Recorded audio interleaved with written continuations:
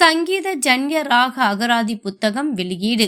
சென்னை மயிலாப்பூர் பாரதிய வித்யா பவனில் தாரக மந்திர வர்ணமாளிகா டிரஸ்ட் சார்பாக ருக்மணி சிவகுமார் எழுதிய ராக களஞ்சியம் புத்தகம் வெளியீட்டு விழா நடைபெற்றது.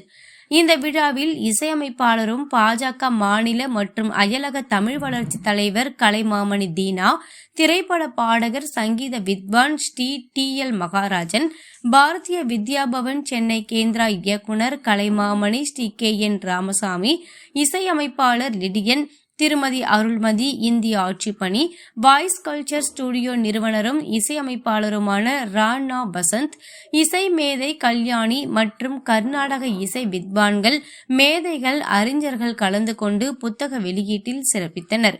தொடர்ந்து செய்தியாளர்களிடம் பேசிய புத்தக எழுத்தாளர் திருமதி ருக்மணி சிவகுமார், தான் எழுதியுள்ள ராக களஞ்சியம் என்கின்ற புத்தகம் மூலமாக ராகங்களில் உள்ள சந்தேகங்களை அனைவரும் எளிதாக தெரிந்து கொள்ளும் விதமாக அனைத்து குறிப்புகளும் இந்த புத்தகத்தில் இடம்பெற்றுள்ளதாக கூறினார்.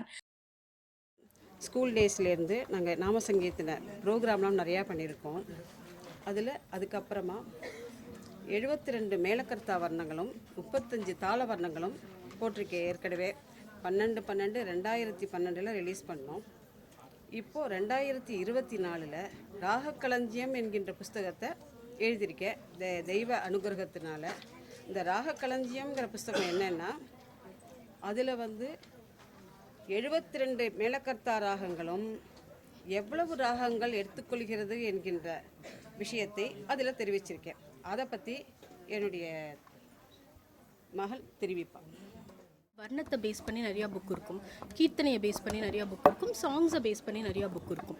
ஆனால் வர்ணம், கீர்த்தனை, சாங் எல்லாத்துக்குமே பேஸ் எது அப்படின்னு பார்த்தோம் அப்படின்னாக்கா ராகங்கள். 72 மேலக்கர்த்தா ராகங்கள். கர்நாடிக் மியூசிக் தெரிஞ்சவங்க எல்லாருக்குமே தெரியும். பிரதிமத்தியமம், சுத்திய மத்தியமம் அப்படின்னு சொல்லிட்டு 72 இருக்குது. அந்த 72 ராகங்கள்லேயும் ஜன்ய ராகம்னு ஒன்று இருக்குது. ஸோ இது என்னது? தாய் ராகம். தாய் ராகத்துலேருந்து வரது ஜன்ய ராகம். அந்த ஜன்ய ராகத்தை பேஸ் பண்ணி தான் இவங்க இந்த ராக களஞ்சியம் அப்படிங்கிற ஒரு புக்கை போட்டிருக்காங்க. நமக்கு டிக்ஷனரி மாதிரி அது நமக்கு இருக்கும். ஏதாவது ராகத்தில் நமக்கு ஒரு டவுட் இருந்தாலோ, இல்லைன்னா இந்த ராகத்தை நம்ம எப்படி பாடணும் அப்படின்னு தெரியலைனாக்க ஆரோகணம் அவரோகணத்தோடு கிடச்சிருக்கிறது தான் அந்த ராக களஞ்சியம்ங்கிற புக்கு. அதில் ராகங்களுக்கு அவங்களே நேம் பண்ணியிருக்காங்க. நிறையா ராகங்கள் நியூவாக நமக்கு கிடைக்கிறது. இப்போ எக்ஸிஸ்டிங்காக இருக்கிறது அப்படின்னு பார்த்தோன்னா ஒரு 4 ராகத்தை தவிர நிறைய பேர் எந்த ராகத்துலையும் வாசிக்க மாட்டாங்க. பட் இப்போ இருக்கிற யங்ஸ்டர்ஸ்லாம் அப்படி கிடையாது. இன்னும் நிறையா கற்றுக்கணும், இன்னும் நிறையா பண்ணணும். புதுசாக பாடல்களை ஒரு ஸ்லோகமாக இருக்கட்டும், அப்படி இல்லைனாக்கா திருக்குறளாக இருக்கட்டும், அதை இசை வடிவில் கொண்டு வரணும்னு நினைக்கிறதுக்கு யங்ஸ்டர்ஸ் நிறைய பேர் வராங்க. ஸோ அந்த மாதிரி இருக்கிற யங்ஸ்டர்ஸுக்கு எதுக்கு போட்ட ராகத்திலே போடணும், ஏதாவது புதுசாக போடணுமே அப்படின்னு நினச்சாங்கன்னா ராகத்தோட ஆரோகணம் அவரோகணம் அவங்களுக்கு தெரியாது. அந்த ஆரோகணம் அவரோகணத்தை தெரிஞ்சுக்கணும் அப்படின்னாலும் எக்ஸ்ப்ளோர் பண்ணணும் அப்படின்னு நினைக்கிறவங்களுக்கும் கண்டிப்பாக இந்த ராக களஞ்சியம் அப்படிங்கிற ஒரு புக் ரொம்ப யூஸ்ஃபுல்லாக இருக்கும். இப்போ ஒரு மொழியில் தான் நாங்கள் பண்ணியிருக்கோம். இதுக்கப்புறமா மேபி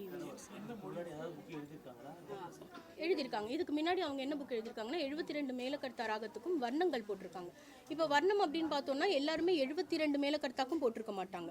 இவங்க 72க்கும் போட்டிருக்காங்க. 35 தாள வர்ணங்கள் இருக்குது. அந்த 35 தாள வர்ணத்துலேயும் தனியாக வர்ணம் இருக்குது. கீர்த்தனை எல்லாரும் பண்ணுவாங்க, ஆனால் வர்ணம் அவ்வளோவா பண்ண மாட்டாங்க. வர்ணம்ங்கிறது base of Carnatic music. So அந்த பேஸ் ஆஃப் கர்நாடிக் மியூசிக் ஸ்ட்ராங்காக வரணும் அப்படிங்கிறது தான் திருமதி ருக்மணி சிவகுமார் அவங்களுடைய ஒரு கோலாகவே இருக்குது. ஸோ எல்லாருமே ஸ்ட்ராங்காக இருக்கணும் பேஸில் அப்படிங்கிறது. அதுக்காக வர்ணம் நிறைய பேர் நிறையா வர்ணம் பண்ணணும் அப்படின்னு நினச்சிங்கன்னா கண்டிப்பாக இந்த 72 தாள வர்ணங்கள், அதுக்கப்புறம் மேலக்கர்த்தா வர்ணங்கள் புக்கை நம்ம வாங்கி. இதில் இசை கலைஞர்கள், இசை ஆர்வலர்கள் மற்றும் அவர்கள் குடும்பத்தினர், நண்பர்கள் என பலரும் கலந்து கொண்டனர்.